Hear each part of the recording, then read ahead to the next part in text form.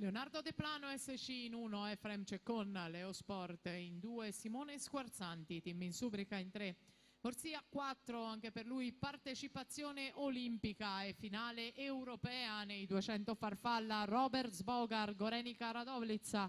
In corsia 5 Cristian Ferraro, Veneto Banca Montebelluna, in 6 Luca Corrà, Ginnasium Pordenone, in 7 Diego Boldrini, Vissauro Pesaro, in 8 Alessandro Cabelli, Ginnasium Pordenone.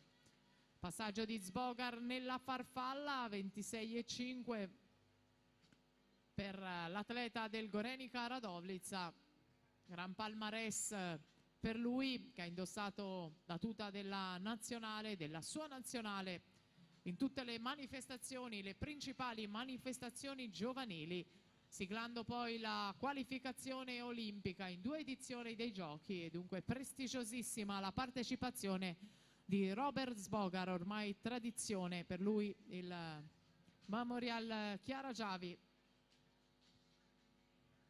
È uno dei protagonisti anche di questa specialità, accreditato con un crono di 1,59,71.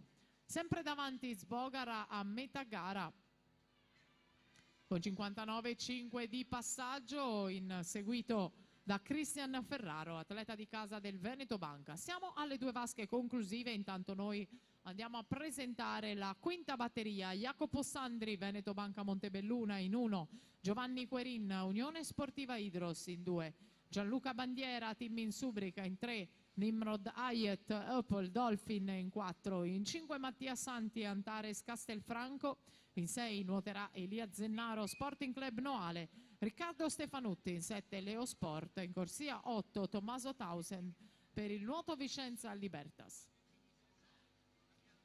E intanto Robert Sbogar va al tocco vincendo questa batteria con 2.06.03, 206.03 for Robert Sbogar, the winner of this hit. Cristian Ferraro 2.07.22, Efrem Ceccon 2.11.81.